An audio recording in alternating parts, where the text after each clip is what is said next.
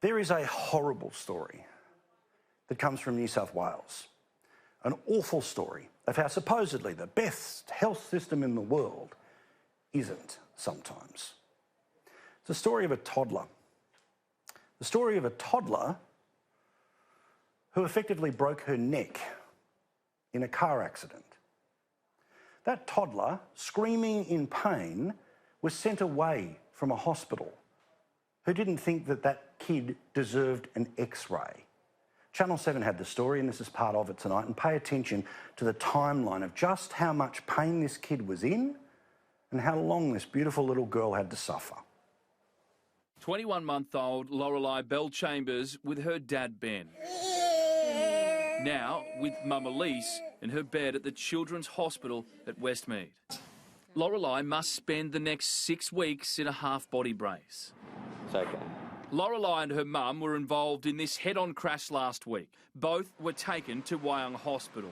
But after 5 hours, they were sent home. Lorelei wasn't X-rayed despite being in pain and her parents pleading for a full examination. She needed that scan.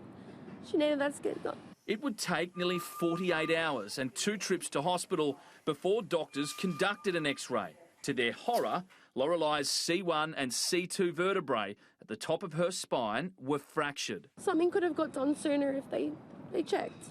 The car accident happened at 7:15 a.m. last Monday. At 8 a.m, Lorelei and her mum were admitted to Wyong Hospital. 5 hours later, they're discharged. 4 p.m. the next day, an ambulance takes Lorelei back to Wyong. Almost 12 hours later, she's transferred to Gosford. It takes another 8 hours for a surgeon to examine Lorelei. Only then is a neck brace applied. And at 6 that night, the toddler is in a coma and flown to Westmead. A poor little girl. Seriously. She's sent home, and then for the best part of more than a day is writhing in pain. Her mum and dad thinking that, well, the hospital says it's not serious enough, so let's struggle through.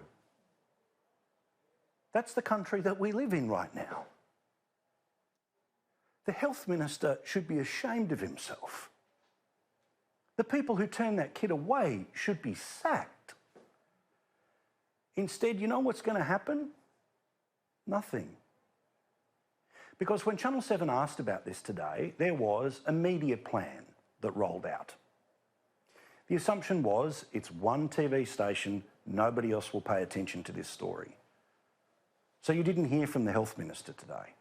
You didn't hear from the Premier today. You didn't even hear from the area health service person or anyone from the hospital. Instead, a written statement was delivered by a bureaucrat to Channel 7.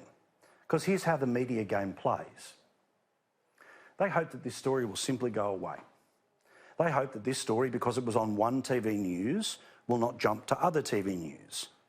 They expect because it was on the 6 p.m. news, then the newspapers won't run it the next day.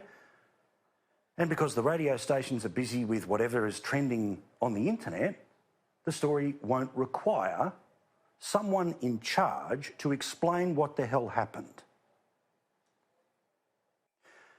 The Health Minister has not spoken to these people. The Premier has not spoken to these people.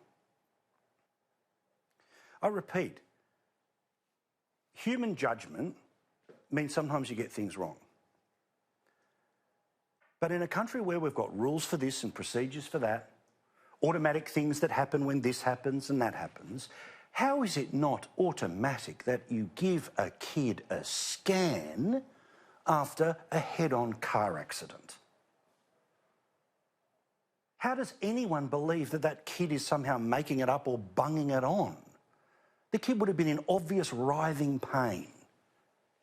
Why wouldn't you do everything you can to work out what's wrong with that little bubba? Well, I refuse to let them get away with a media strategy when a decency is required here. If by the time we are on the air tomorrow, the Health Minister has not spoken to them or the Premier hasn't got off her arse, get in her chauffeured car and gone up the highway to talk to these people directly, You think I'm angry now? I get it. People make mistakes. But the consequences of these mistakes are that a girl with a broken neck writhed in pain for more than a day. And when it was exposed, they hid behind a media strategy and didn't have the basic human decency to say, we're sorry. Now, the news for little Lorelei is that they have to wait. They have to wait and see what happens with her neck for the next 4 to 5, maybe 6 weeks. Till then, she'll be comforted by her family and she is cheered on by every one of us watching. You stay strong, darling. Because I'm pissed off beyond words that our system let her down and let her mum and dad down, that she had to suffer like she suffered for a day. Shame on you, Brad Hazzard. A man who's more than happy to jump on television and talk about how clever he is about abortion legislation. This is your job, and you're not doing it very well.